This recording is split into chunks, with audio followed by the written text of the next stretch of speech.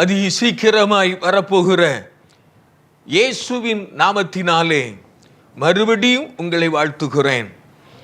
இந்த நாளிலும் இயேசு கிறிஸ்துவை குறித்து சொல்லப்பட்டிருக்கிற ஒரு வசனத்தை நாம் வாசிக்கலாம். அப்போஸ்தலர் நடபடிகளின் புத்தகம் 2ஆம் அதிகாரம் 32ஆம் வசனத்திலே பரிசுத்த பேதுருவின் மூலமாய் சொல்லப்பட்டிருக்கிற ஒரு வார்த்தையை வாசிக்கிறோம். இந்த இயேசுவை தேவன் எழுப்பினார், இதற்கு நாங்கள் எல்லாரும் சாட்சிகளாயிருக்கிறோம். இந்த இயேசுவை உயிரோடு கூட எழுப்பினார் என்பதற்கு நாங்கள் எல்லாரும் சாட்சிகளாயிருக்கிறோம் என்று சொல்லி எழுதுகிறார். எதற்கு சாட்சிகள்? உயிரோடு கூட எழும்பினார் என்பதற்கு சாட்சிகள். அப்போஸ்தலர் நடபடிகளின் புத்தகம் 4ஆம் அதிகாரம் 20ஆம் வசனத்தில் வேதத்தில் நாம் வாசிக்கிறோம், நாங்கள் கண்டவைகளையும் கேட்டவைகளையும் பேசாமல் இருக்க முடியாதே. நாங்கள் கண்டவைகள் கேட்டவைகள் எல்லாவற்றையும் நாங்கள் பேசாமல் இருக்க முடியாதே. எதை குறித்து சொல்லுகிறார்? மரித்து உயிர்த்தெழுந்த இயேசுவானவர், இயேசுவை தரிசித்த இந்த சீஷர்கள் நாங்கள் பேசாமல் இருக்க முடியாதே. காரணம், இயேசு உயிரோடு கூட இருந்த நாட்களில் அவரை கண்டார்கள். இயேசு மரித்து உயிர்த்தெழுந்த பொழுது உயிரோடு எழுந்தவராக தரிசித்தார்கள். வேதத்தில் வாசிக்கிறோம், யோவான் எழுதின சுவிசேஷம் 20ஆம் அதிகாரம் 20வது வசனத்திலே வாசிக்கிறோம், கைகளையும் கால்களையும் நாங்கள் கண்டோம், எங்களுக்கு காண்பித்தார். சீஷர்கள் பயந்து நடுங்கி கதவுகளை பூட்டிக் கொண்டு பயத்தோடு கூட காணப்பட்டார்கள். இனி என்ன நடக்கும், என்ன நடக்க போகிறது அறியவில்லை. இயேசுவை கொலை செய்தது போல ஒருவேளை நம்மையும் கொலை செய்வார்களோ? இயேசுவை அநேக முறை கொலை செய்தார்கள், அநேக முறை கொலை செய்ய எத்தனித்தார்கள். ஆனால் இயேசு அவர்களை விட்டு மறைந்து போனார் அல்லது கடந்து போனார்.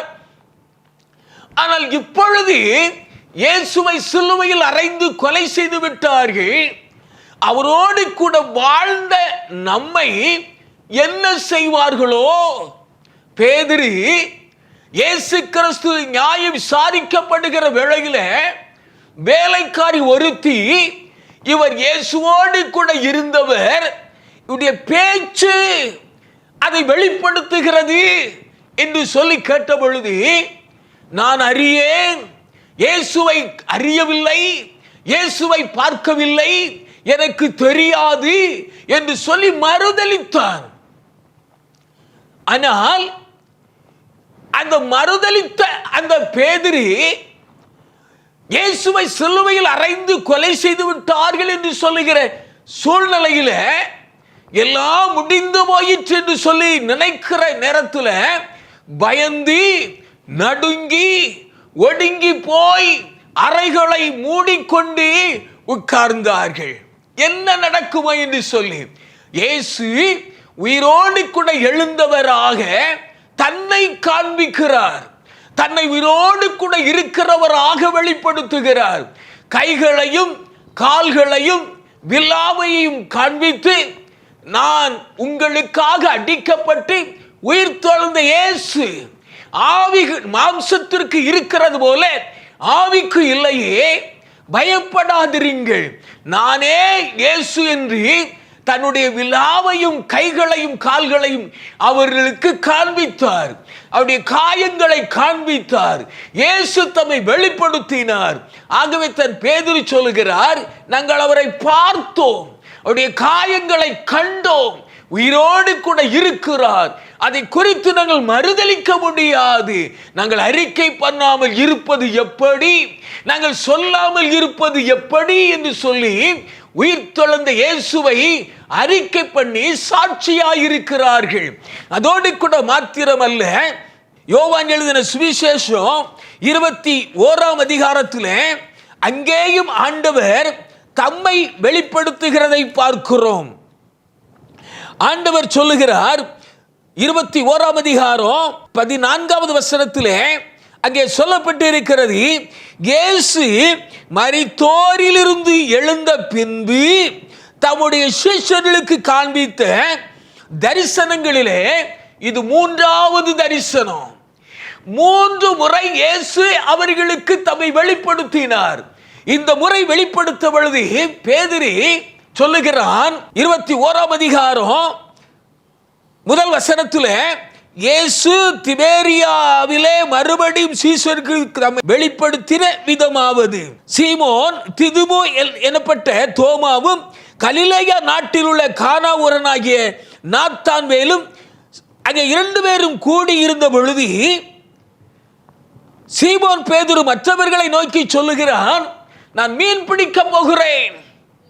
தரிசனத்தை கண்ட பேதுரு மறுபடியும் பின்வாங்கி போனவனாக, நான் மீன் பிடிக்க போகிறேன், வருவீர்களா அல்லது வாரீர்களா என்று சொல்லி அழைக்கிறார்.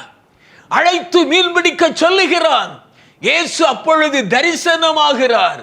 மீன் பிடித்துக் கொண்டிருந்த வேளையில கர்த்தர் அவர்களுக்கு தரிசனமாகி தம்மை அவர் காண்பிக்கிறார். நான் உயிரோடு கூட இருக்கிறேன், நீங்கள் பின்வாங்கி போவது என்ன, உங்களை அழைத்த அழைப்பு என்ன, உங்கள் சாட்சிகள் என்ன? ஆண்டவர் உங்களை அழைத்தாரே, உங்களை நீங்கள் மீன் பிடிக்கிறவர்கள் அல்ல, மனிதர்களை பிடிக்கிறவர்களை மாற்றுவேன் என்று சொல்லி அழைத்தாரே, அந்த அழைப்பு எங்கே? உங்களை குறித்த தீர்மானம் எங்கே? ஆண்டவர் 3வது முறை தரிசனமாகிறார். எனக்கு அருமையான கர்த்தருடைய பிள்ளைகளே, அவர் தரிசனமான பொழுது ஆண்டவருடைய பாதத்தில் விழுந்து அவருடைய கட்டளைகளை ஏற்றுக்கொண்டு அவர்கள் எல்லாவற்றையும் செய்து முடிப்பதற்காக ஆயத்தமாயிருக்கிறார்கள். இயேசு கிறிஸ்து உயிரோடு கூட இருக்கிறார் என்பதை இந்த உலகத்திற்கு காண்பிக்க கர்த்தர் மறுபடியும் அவர்களை ஆயத்தப்படுத்துகிறார். இயேசு சொன்னபடியே மேல் வீட்டிலே காத்திருந்தார்கள். தேவனுடைய வாக்குத்தத்தத்தின் ஆவியானவர் இறங்கினார், அபிஷேகம் பண்ணினார். அபிஷேகம் பண்ணி நீங்கள் புறப்பட்டு போங்கள் என்று சொல்லி அனுப்பினார். அவர்கள் புறப்பட்டு போனார்கள். புறப்பட்டு போய் பரலோகத்தின் தேவனை மகிமைப்படுத்தினார்கள். அவர்கள் சாட்சியாய் மாறினார்கள். எப்பொழுது சொல்லுகிறார்? அப்போஸ்தலர் நடவடிக்கைகளின் புத்தகம் 2ஆம் அதிகாரத்தில் ஆண்டவருடைய வார்த்தை சொல்லுகிறது. 15வது வசனத்திலே சொல்லப்படுகிறதை பாருங்கள்.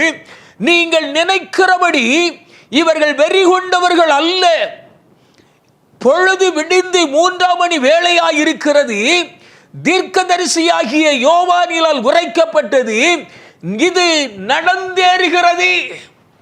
தீர்க்க தரிசனம் நடந்து ஏறுகிறது. தீர்க்க தரிசனம் நிறைவேறுகிறது.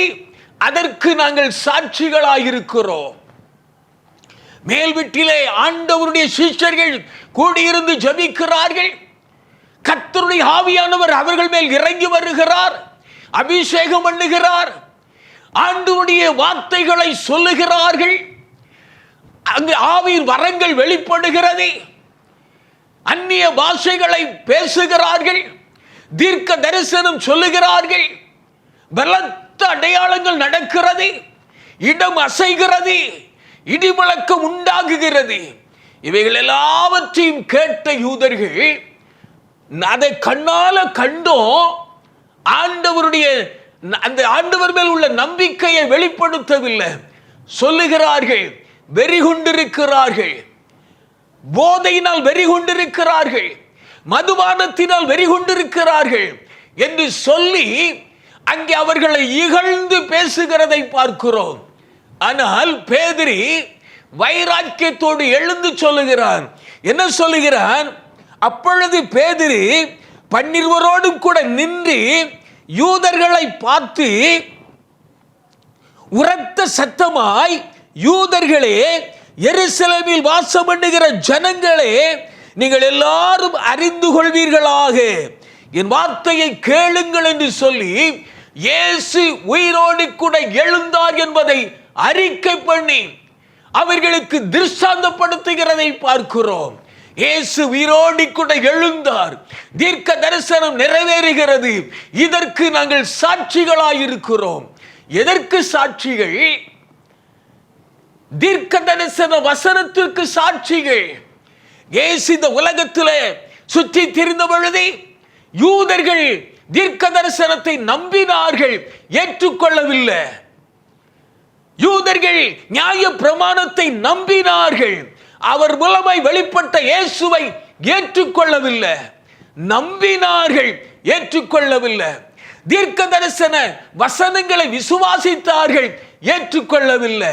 ஆனால் பேதுரு சொல்லுகிறார், இயேசு கிறிஸ்து உயிரோடு கூட எழுந்தார் என்பதற்கு கொடுக்கப்பட்ட வாக்கு தத்துவம், தீர்க்க தரிசன வசனத்திற்கு நாங்கள் சாட்சிகள். யாரிடத்தில் சொல்லுகிறார்? யூதர்களிடத்தில்.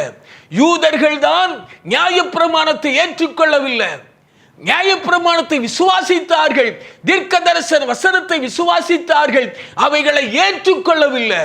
ஆனால் பேதுரு அதே யூதரிடத்தில் சொன்னார், நீங்க ஏற்றுக்கொண்டாலும் பரவாயில்லை, ஏற்றுக்கொள்ளாவிட்டாலும் பரவாயில்லை, எங்கள் ஆண்டவர் எங்களுக்கு கொடுக்கப்பட்ட வாக்கு தத்துவம் இன்றைக்கு அது நிறைவேறுகிறது. நான் அதை விசுவாசிக்கிறோம், நாங்கள் அதை விசுவாசிக்கிறோம், நாங்கள் அதுக்கு சாட்சியாய் இருக்கிறோம். நீங்க சாட்சியாய் இல்லை, உங்களை சாட்சியாய் ஏற்படுத்தினார். பிதாவாகிய தேவன் வசனத்தினாலே, நியாய பிரமாணத்தினாலே விசுவாசிக்கத்தக்கதாக, ஏற்றுக்கொள்ளத்தக்கதாக உங்களை நியமித்தார். நீங்கள் அதற்கு சாட்சிகளாய் மாறவில்லை.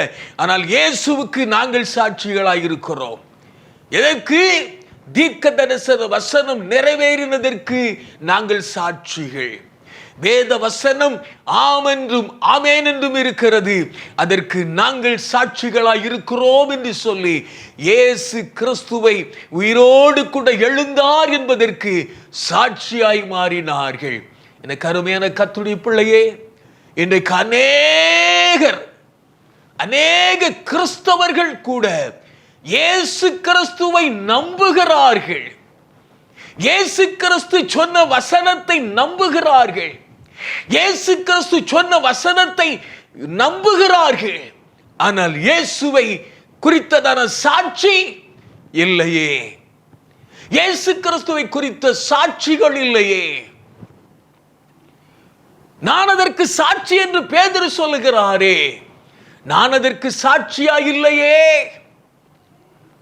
எனக்கு அருமையான கர்த்தருடைய பிள்ளையே, மரித்தோரிலிருந்து எழுந்த அந்த இயேசுவை ஏற்றுக்கொண்டதற்கு சாட்சியாயிருக்கிறீர்களா?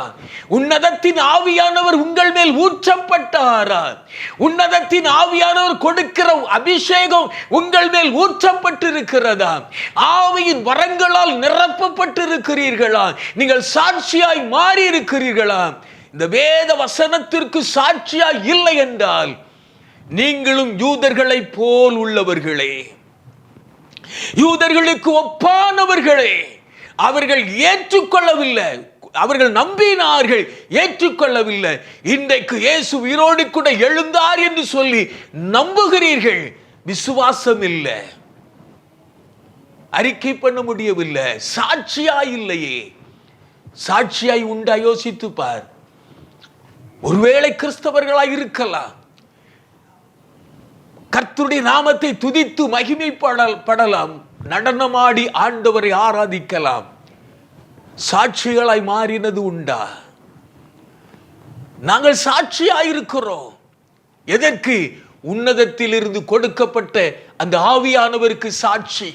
யோவேல் தீர்க்க தரிசனம் நிறைவேறுவதற்கு சாட்சிகள் நாங்கள். ஏற்றுக்கொண்டது உண்டா? எக்காலம் பண்ணுகிறோமே, அந்நிய பாஷைகளை குறித்து எக்காலம் பண்ணுகிறோமே, தீர்க்க தரிசிகளை குறித்து எக்காலம் பண்ணுகிறோமே. சாட்சிகள் இல்லையே. கேட்டுக்கொண்டிருக்கிற கர்த்தருடைய பிள்ளையே, வசனத்தை வாசியுங்கள், தியானியுங்கள், தீர்க்க தரிசன வசனத்தை விசுவாசியுங்கள், ஏற்றுக்கொள்ளுங்கள். ஏற்றுக்கொள்வீர்களானால் பிழைப்பீர்கள். நாம் ஜெபிக்கலாம். இரட்சகரே, இந்த உலகத்தில் இறங்கி வந்து எங்களுக்காக ஜீவனை கொடுத்தீரே, அதோடு நீ நின்று விடவில்லை ஆண்டவரே. மூன்றாவது நாள் மகிமையின் தேவனாய் எழுந்தருளினீர். அப்போஸ்தலர்களுக்கு தரிசனமாகி சாட்சியாய் மாற்றினீர். விசுவாசத்தோடு அறிக்கை பண்ணினார்கள் அப்பா, சாட்சிகளாய் மாறினார்கள். தீர்க்க தரிசன வசனத்திற்கு சாட்சியாய் மாறினார்கள். இன்றைக்கு நாங்களும் உம்மை அறிந்திருக்கிறோம் ஆண்டவரே, நாங்கள் உம்மை அறிந்திருக்கிறோம், ஆனால் சாட்சிகளாய் மாறவில்லை. ஒருவேளை கேட்டுக்கொண்டிருக்கிற கர்த்தருடைய பிள்ளைகளை சாட்சியாய் கர்த்தர் மாற்றி ஆண்டவரே உம்முடைய நாமத்தின் மகிமைக்காகவும் வருகைக்காகவும் கர்த்தர் ஆயத்தப்படுத்துவீராக. நிரப்படி செய்ய போகிற எல்லா கிருபைகளுக்காக ஸ்தோத்திரம். இயேசுவின் பரிசுத்த நாமத்தினால் ஜெபிக்கிறோம் பிதாவே. ஆமேன், ஆமேன்.